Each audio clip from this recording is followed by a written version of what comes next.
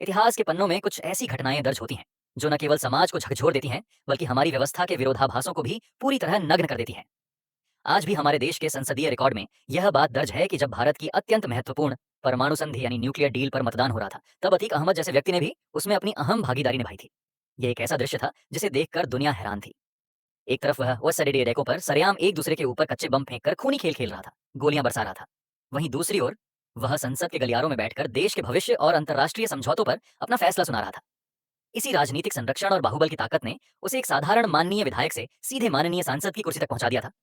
उस समय का खौफ ऐसा था कि अतीक ने एक पुलिस अधिकारी का नाम एक सील बंद लिफाफे में लिखकर अपने वकील को सौंप दिया था ताकि उसकी सुरक्षा सुनिश्चित रहे। दरअसल एक अपराधी और एक बाहुबली के बीच यही सबसे बड्ढांतरिक सही अंतर होता है। बाहुबली के पास शारीरिक बल के साथ साथ इतना राजनीतिक और प्रशासनिक रसूख होता है कि उसके खिलाफ किए गए अपराध कभी न्यायालय में सिद्ध ही नहीं हो पाते। गवाह मुकर जाते हैं, साक्ष्य मिटा दिए जाते हैं और व्यवस्था लाचार हो जाती है। इसीलिए समाज उसे केवल अपराधी नहीं कहता, बल्कि बाहुबली के नाम से पुकारने लगता है। सत्ता और बंदूक का खेल भी बद्दा अजीब है। आप किसी के हाथ में बंदूक तो थमा सकते हैं, लेकिन एक बार ट्रिगर पर उंगली आने के बाद उस व्यक्ति पर आपका नियंत्रण खत्म हो जाता है। अतीक अहमद की पूरी कहानी में गवाहों का होना या न होना ही उसकी सबसे बड़ी ताकत और अंततः उसकी सबसे बड़ी कमजोरी बना। उमेश पाल हत्याकांड के दौरान तो हद ही पार हो गई थी, जब हमलावरों ने घायल व्यक्ति का पीछा करते हुए अस्पताल तक पहुंचकर फिर से गोलियों और बमों की बरसात कर दी थी। अगर हम अपराध जगत और राजनीति के इस गठजोड़ को समझना चाहते हैं, तो हमें उन कहानियों को गहराई से देखना होगा जो अखबारों की सुर्खियों से कहीं आगे निकल गई थी। आपने कई गैंगस्टरों और माफियाओं के बारे में सुना होगा, लेकिन अतीक अहमद का मामला बिल्कुल अलग था। ऐसा क्या था कि संसद से लेकर विधानसभा तक केवल उसी का नाम गूंजता था। एक व्यक्ति जिसके ऊपर सरेआम बमबाजी के आरोप थे, वह देश की सबसे संवेदनशील न्यूक्लियर डील में वोट डालने कैसे पहुंचा? कैसे एक घोषित अपराधी माननीय सांसद की शपथ लेता है और उसी संविधान की रक्षा की कस्में खाता है जिसे वह हर दिन अपने पैरों तले रौंदता था? एक टांगे वाले के बेटे ने आखिर ऐसा कौन सा साम्राज्य खरीदा कर लिया कि उसके पास 11,000 करोड़ देश की अकूत संपत्ति जमा हो गई? सबसे बड़ा सवाल तो यह है कि आखिर जनता बार बार उसे ही क्यों चुनती थी? 5 बार विधायक और 1 बार सांसद बनने के पीछे क्या केवल डर था, या फिर कोई और समीकरण? इन सभी सवालों के जवाब तलाशने के लिए हमें समय के चक्र को थोड़ा पीछे घुमाना होगा और उस दौर की परिस्थितियों को समझना होगा जब अपराध के इस विशाल वटवृक्ष का बीज बोया गया था। प्रयागराज, जिसे उस समय हम सब इलाहाबाद के नाम से जानते थे, वहां के बाहरी इलाके में एक छोटा सा गांव है, कसारी मसारी। इसी गांव की धूल भरी गलियों में एक अत्यंत गरीब परिवार रहता था। परिवार का मुखिया हाजी फिरोज अहमद था, जो जीविका चलाने के लिए शहर में टांगा चलाया करता था। गरीबी का आलम यह था कि शाम की रोटी के लिए दिन भर पसीना बहाना पड़े रहता था। इसी संघर्षपूर्ण माहौल में 10 अगस्त 1962 को अतीक अहमद का जन्म हुआ। अतीक अपने पिता की पहली संतान था। उसके बाद उसका छोटा भाई अशरफ आया, जिसे दुनिया खालिद अजीम के नाम से भी जानती है। अतीक की 2 बहनें भी थीं। जैसे जैसे अतीक बड़ा हुआ, उसका मन स्कूल की किताबों में कभी नहीं लगा। उसका रुझान शुरू से ही छोटे मोटे अपराधों और अपनी धौंस जमाने की तरफ था। 8वीं कक्षा तक पहुंचते पहुंचते उसने पढ़ाई को पूरी तरह से अलविदा कह दिया। घर की आर्थिक हालत खराब थी, इसलिए उसने कोयले की चोरी का काम शुरू किया। इलाहाबाद के रेलवे यार्ड से निकलने वाली मालगादियों से कोयला चुराकर उसे बाजार में बेचना उसका पहला व्यवसाय बना। जल्द ही उसने देखा कि इस काम में मेहनत कम और पैसा ज्यादा है। उसने अपने जैसे ही मोहल्ले के लड़कों को इकट्ठा किया और धीरे धीरे उस गिरोह का सरदार बन गया। अतीक की लंबी कदकाठी और निडर स्वभाव ने उसे स्थानीय राजनेताओं की नजरों में ला दिया। उसी दौरान उसने उस क्षेत्र के प्रभावशाली नेता और सांसद सलीम शेरवानी के लिए बाउंसर का काम भी किया। यहीं से उसे सत्ता की ताकत और सुरक्षा का स्वाद चखने को मिला। हालांकि अतीक ने किसी तरह 10वीं की परीक्षा देने की कोशिश की, लेकिन वह उसमें विफल रहा। 17 साल की उम्र में जब आम बच्चे अपने भविष्य के सपने बुन रहे होते हैं, तब 1979 में अतीक के हाथ खून से रंग चुके थे। कोयले के वर्चस्व की लड़ाई में उस पर हत्या का पहला आरोप लगा और खुलदाबाद पुलिस स्टेशन में उसके नाम की पहली एफआईआर दर्ज हुई। 1979 से 1983 के बीच अतीक ने कोयला चोरी के काम को विस्तार देते हुए रंगदारी और वसूली की दुनिया में कदम रख दिया। लेकिन उस समय इलाहाबाद के जुर्म की दुनिया का बेताज बादशाह कोई और ही था। उसका नाम था शौकत इलाही, जिसे पूरी दुनिया चांद बाबा के नाम से जानती थी। चांद बाबा का इतना खौफ था कि पुलिस भी उसके इलाके में जाने से कतराती थी। उसे बद्धे बद्धे नेताओं का वृद्धहस्त प्राप्त था। 1988 में जब नवरंग सिंह जैसे जांबाज पुलिस अधिकारी ने चांद बाबा को उसके घर में घेरने की हिम्मत दिखाई, तो उस माफिया ने उसी रात पूरे थाने को ही घेर लिया। घंटों तक थाने पर गोलियां और बम चलते रहे। चांद बाबा के पास बम बनाने का एक अनोखा तरीका था। उसके आदमी झोले में बारूद लेकर चलते थे और जरूरत पड़ी डचने पर तुरंत बम बनाकर फेंकते थे। इसी वजह से उन्हें बमबाज कहा जाता था। यही तरीका सालों बाद उमेश पाल की हत्या में भी देखा गया। इसी बीच अतीक अहमद को पुलिस ने उठा लिया और उस पर राष्ट्रीय सुरक्षा कानून यानी रासुका लगा दी गई। वह उत्तर प्रदेश का पहला ऐसा अपराधी था जिस पर गैंगस्टर एक्ट की तामील की गई थी। जेल में अतीक को किसी ने सलाह दी कि अगर उसे इस दलदल से निकलना है तो चांद बाबा की शरण लेनी होगी। अतीक ने चांद बाबा से संपर्क किया और चांद बाबा ने दिल्ली के बड़े रसूखदारों से फोन करवाकर अतीक को उसी दिन जेल से बाहर निकलवा दिया। अतीक की फुर्ती और काम करने के अंदाज को देखकर चांद बाबा ने उसे अपने साथ रख लिया। अब अतीक के मन से पुलिस का डर पूरी तरह खत्म हो चुका था। चांद बाबा के साथ रहकर उसने हथियार चलाने, बम बनाने और राजनीति के शतरंज के बिसात बिछाना सीखा। लेकिन अतीक के सपने बढ़े थे। जब उसने देखा कि चांद बाबा छोटे स्तर के चुनाव लड़ रहा है, तो उसने भी चुनावी मैदान में उतरने की इच्छा जाहिर की। यहीं से अतीक और चांद बाबा के बीच दरार पड़ गई। दोनों का रास्ता अलग हो गया और अतीक अपने ही गुरु का सबसे बड़ा प्रतिद्वंद्वी बन गया। साल 1989 के विधानसभा चुनाव अतीक के जीवन का सबसे बद्धा मौद्ध साबित हुए। किसी बद्धी पार्टी ने उसे टिकट नहीं दिया तो उसने निर्दलीय लड़ाने का फैसला किया। उसके सामने खद्दा था उसी का पुराना आका चांद बाबा। चुनाव प्रचार के दौरान इलाहाबाद की सड़कें जंग का मैदान बन गई। हर तरफ वर्चस्व की लद्दाई थी। लेकिन अतीक को उन नेताओं का गुप्त समर्थन प्राप्त था जो चांद बाबा को खत्म करना चाहते थे। परिणाम चौंकाने वाले थे। अतीक अहमद चुनाव जीत गया और पहली बार विधायक बना। जीत के कुछ ही समय बाद चांद बाबा की हत्या कर दी गई और अतीक ने उसके पूरे अवैध साम्राज्य पर कब्जा कर लिया। अतीक का गिरोह किसी धर्म या जाति तक सीमित नहीं था।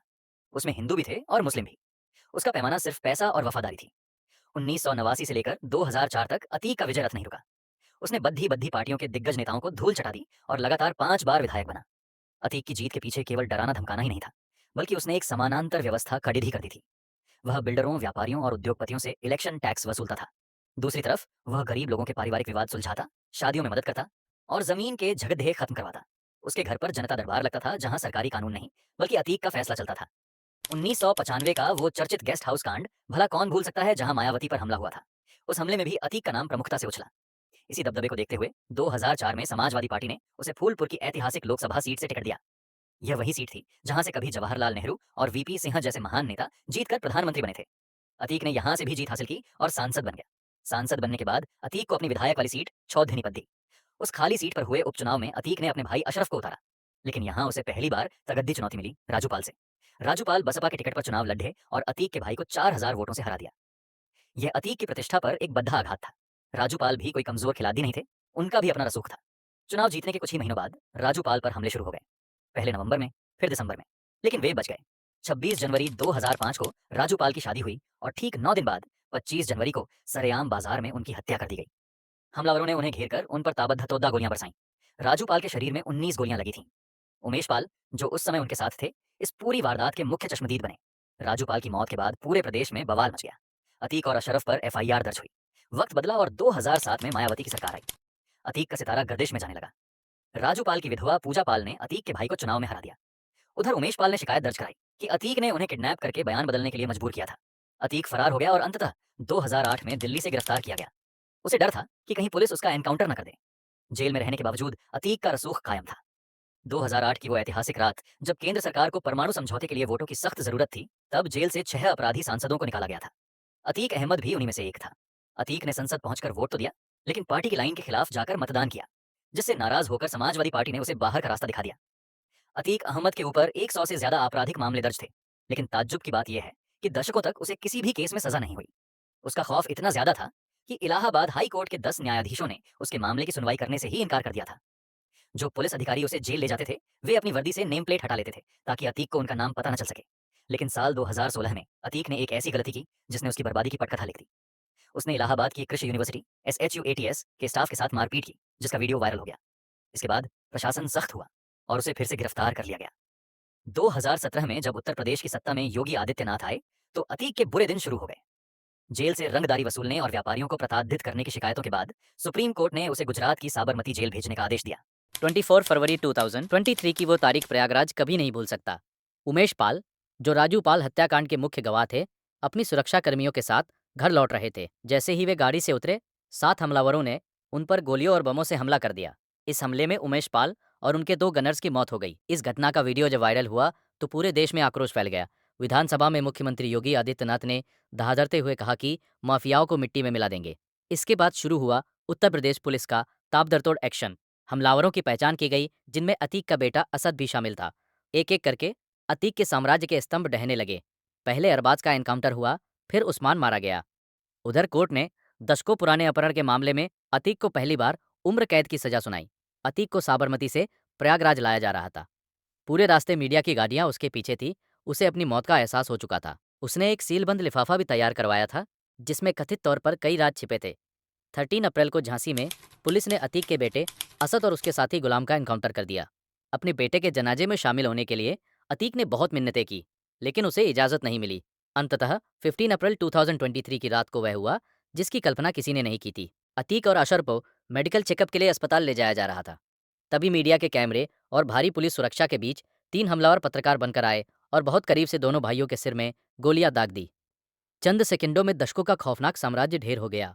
पकड़े गए हमलावरों ने कहा कि उन्हें अपना नाम बड़ा करना था, इसलिए उन्होंने इस घटना को अंजाम दिया। हालांकि उनकी बातों और उनके पास से मिली महंगी विदेशी पिस्तौलों ने कई सवाल खड़े किए। यह हत्या पुलिस कस्टडी में हुई, जो लोकतांत्रिक व्यवस्था के लिए एक गंभीर प्रश्न चिन्ह है। अतीक अहमद की कहानी किसी फिल्मी पटकथा से कम नहीं लगती, लेकिन इसकी कीमत उस समाज ने चुकाई जिसने हिंसा और अराजकता का लंबा दौर देखा। किसी के हाथ में हथियार देना आसान है, लेकिन उस हथियार से निकली गोली कब किसका सीना चीर देगी, यह कोई नहीं जानता। आज अतीक नहीं है, उसकी संपत्ति जब्त हो चुकी है, घर मलबे में तब्दील हो चुके हैं, लेकिन यह इतिहास हमेशा याद दिलाया जाएगा कि कैसे एक अपराधी राजनीति की सीढ़ियाँ चढ़कर लोकतंत्र के मंदिर तक पहुंच गया था। यह कहानी हमें याद दिलाती है कि जब कानून और न्याय की प्रक्रिया धीमी तरती है तो बाहुबलियों का जन्म होता है, लेकिन कानून का हाथ अंततः कितना भी लंबा क्यों ना हो, वह अपराधी के गले तक पहुंच ही जाता है। अतीक अहमद की पूरी जिंदगी और उसकी मौत दोनों ही भारतीय राजनीति और न्याय व्यवस्था के लिए एक बहुत बड़ा सबक है। एक ऐसा सबक जो हमें बताता है कि अपराध की राह चाहे कितनी भी वैभवशाली क्यों न लगे, उसका अंत हमेशा अंधकारमय और दर्दनाक ही होता है।